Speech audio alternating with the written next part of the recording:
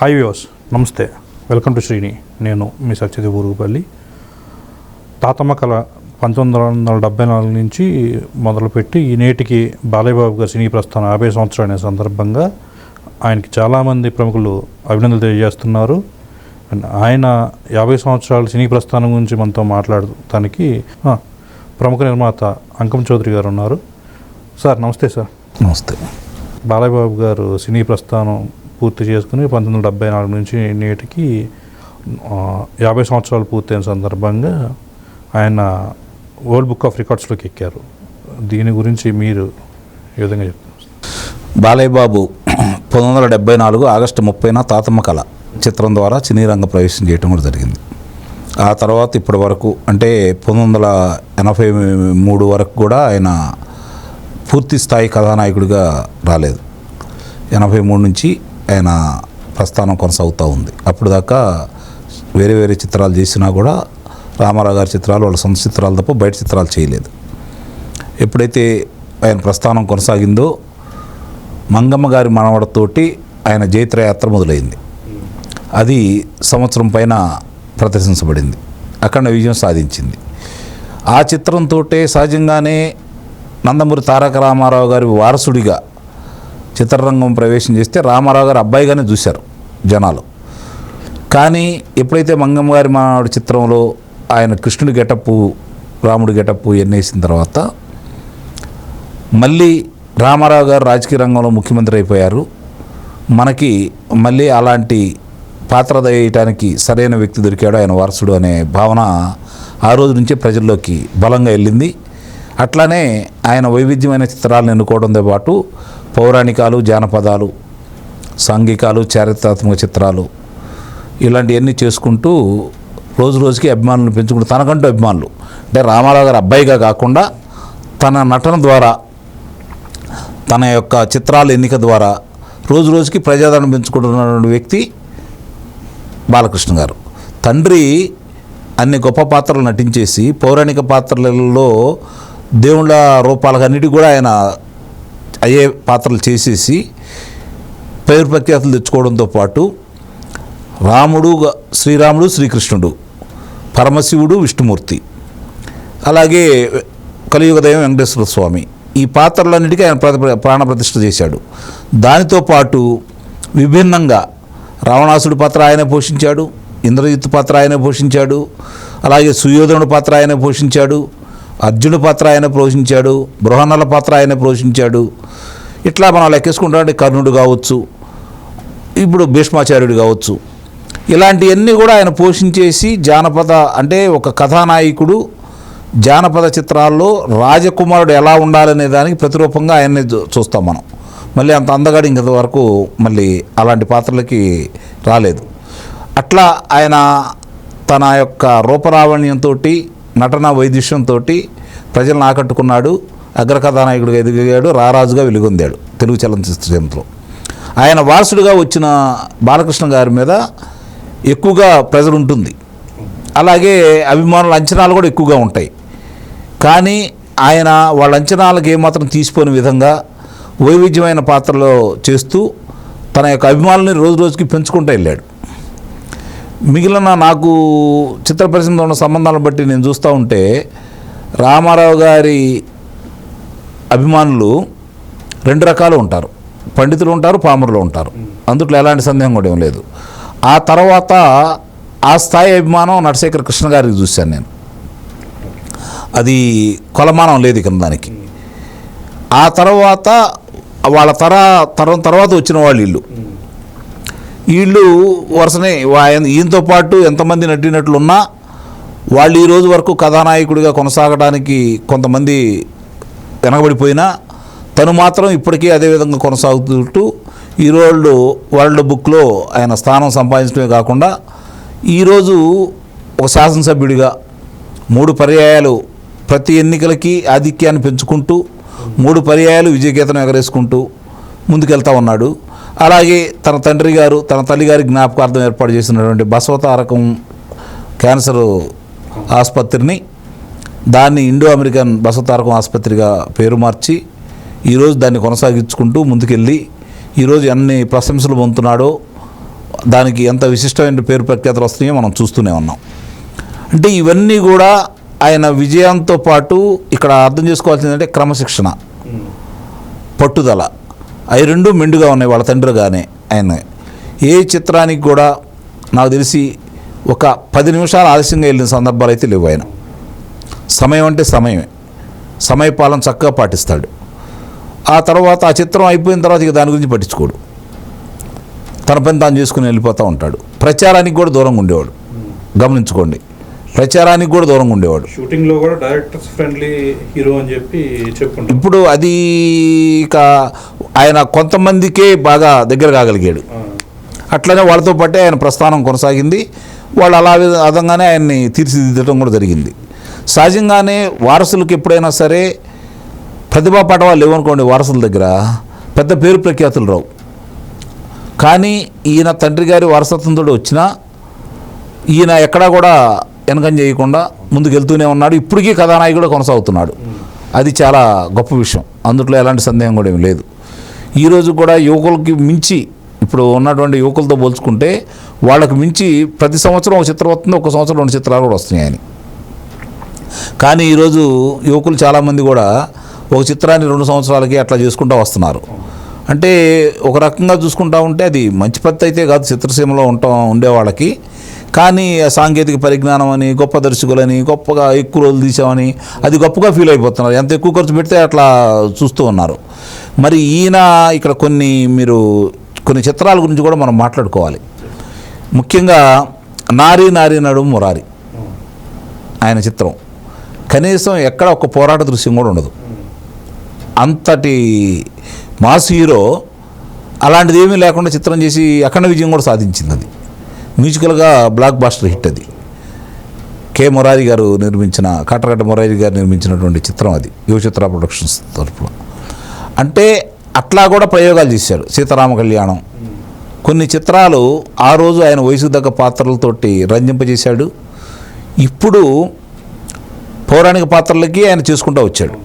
జానపదాలు చేశాడు, చారిత్రాత్మక చిత్రాలు చేస్తున్నాడు. రెండోది మామూలుగా సహజంగానే ఎవరైనా సరే 100వ చిత్రం, తన 100వ చిత్రం ఈ రోజుల్లో ఏ విధంగా ఆలోచిస్తారో తెలుసు. అయినా సరే ఆడి జోలికి వెళ్లకుండా 100వ చిత్రాన్ని గౌతమిపుత్ర శాతకర్ణి ఎన్నుకున్నాడు, చారిత్రాత్మక చిత్రాన్ని. అంటే ఆయన నిబద్ధత నేను అనేది. మామూలుగా ఏదో ఒకటి చేసి విజయం సాధించడం అనేది ఒక పద్ధతి ఇవాళ ఉన్న పెడదూరంలో. అలా కాకుండా ఓ చారిత్రాత్మక కథను ఎన్నుకొని దాన్ని ప్రజలకు చెప్పాలనే తలంపుతోటి ఆ విధంగా ముందుకెళ్ళడం అనేది మామూలు విషయం అయితే కాదు కదా. కాకపోతే ఏంటంటే నాకు అంటే మరి ఎందుకు అపజయం పాలైందో నాకైతే తెలియదు. కానీ కథానాయకుడు చిత్రం ఆయన నటన చాలా బాగుంటుంది, అద్భుతంగా ఉంటుంది, చాలా బాగుంటుంది. తండ్రి పాత్రలో ఇమిడిపోయాడు, చక్కగా చేశాడు కూడా.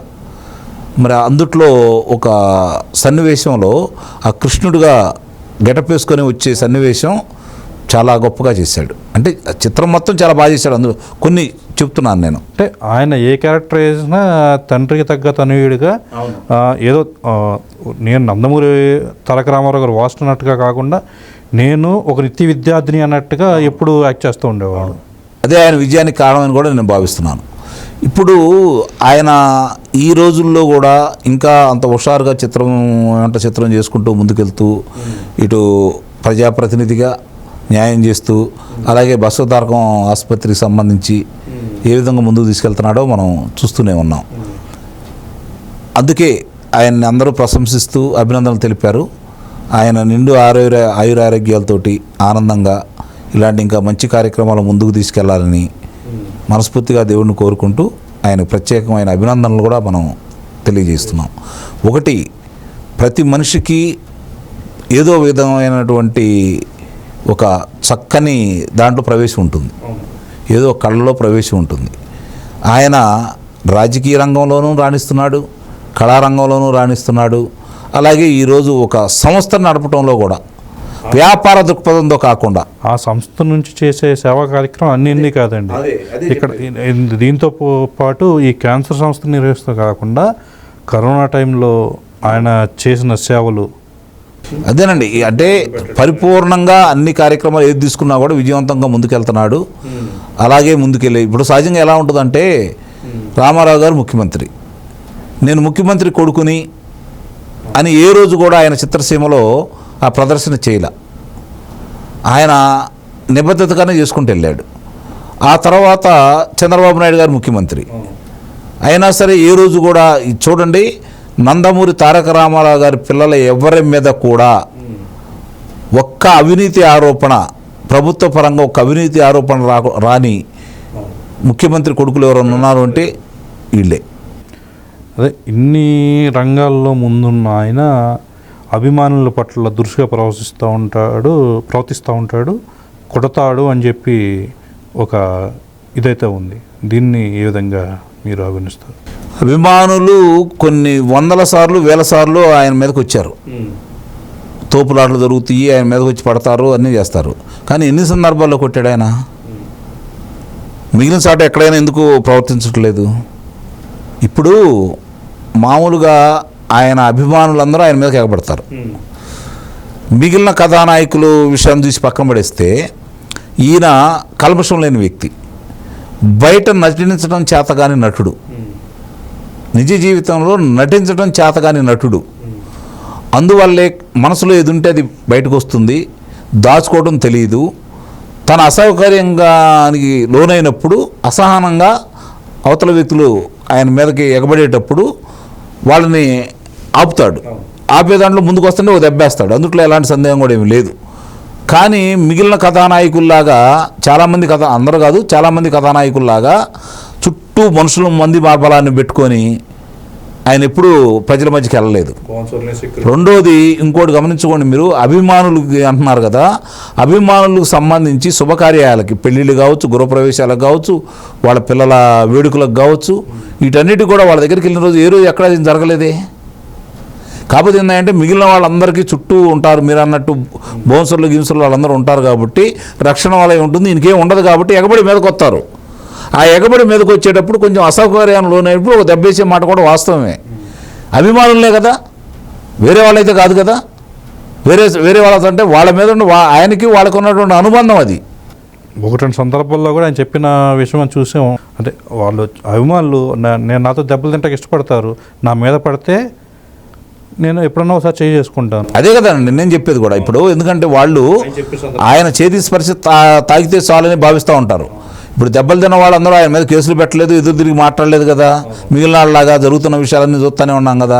దాన్ని ఎందుకంటే రామారావు గారి కొడుకు, చంద్రబాబు నాయుడు గారి బావమర్ది, లోకేష్ బాబు గారి మామ, చిత్ర కథానాయకుడు, ప్రజలందరికీ తెలిసిన వ్యక్తి కాబట్టి ఇట్లాంటివన్నీ మిగిలిన చాట్లు అయితే బయటికి రావు కాబట్టి ఇలాంటివన్నీ భూతత్వంలో చూపించి జనానికి ఇవ్వడానికి మాత్రం పనికొస్తూ ఉంటాయి.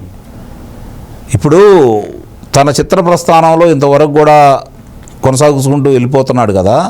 ఏ రోజు కూడా తన రాజకీయ జీవితం కావచ్చు, తన వారసత్వ జీవితం గురించి కావచ్చు, లేకపోతే అంటే వాళ్ళు ముఖ్యమంత్రులు నాకు గౌరవీయండి కానీ, అట్లాగే విదేశాలకు వెళ్తారు కదా, లేదంటే ఇక్కడ నుంచి చెన్నై, బెంగళూరు ఇట్లా వెళ్ళిపోతూ ఉంటారు కదా షూటింగ్ సందర్భంగా. విమానంలో ప్రయాణం చేసేటప్పుడు ఏ రోజు కూడా నాకు బిజినెస్ కాల్ కావాలి, బిజినెస్ క్లాస్ ఇస్తేనే నేను వస్తానని చెప్పిన ఏ నిర్మాతని ఇబ్బంది పెట్టిన సందర్భాలు ఎక్కడన్నా చూపించండి. వాళ్ళు తీసుకుంటారన్నా కూడా ఆయన ఒప్పుకోడట. సామాన్యులా ప్రయత్నిస్తాడు. చూడండి, ఆయన సామాన్ ఆయనే తీసుకొచ్చుకుంటూ ఉంటాడు. అది ఎవరికి ఈయనడు ఎవరు చేయడు. ఓ సందర్భంలో నేను కార్యక్రమంలోకి వెళ్ళిన సందర్భంలో మామూలుగా ఒక సాట చూస్తే నేను ఆశ్చర్యం వేసింది. విమానాశ్రయంలో వెళ్ళినప్పుడు అదే మొట్టమొదటిసారి దొరకటం, తర్వాత చాలాసార్లు చూస్తాం. అలాగే 3-4 పర్యాయాలు ఒక వేడుకల్లో కలుసుకున్నాం మేము. కలుసుకున్నప్పుడు ఆయన కలివిడిగా అందరూ భోజనాలు అయిన తర్వాత తప్ప ఆయన భోజనం కూడా చేయడు. మీరు గమనించుకోండి, అందరితోటి మాట్లాడతాడు. ఆ మాట్లాడే వ్యక్తులు అందరూ కూడా తనకు పరిచయం ఉన్న వ్యక్తులతోటే మాట్లాడతాడు. కొత్త వాళ్ళతోటి అంతగా కలుపుకో మాట్లాడటం తెలియదు ఆయనకి. అందుకే నేను చెప్పేది, బయట వాళ్ళ దగ్గర నటించడం రాదు ఆయనకి.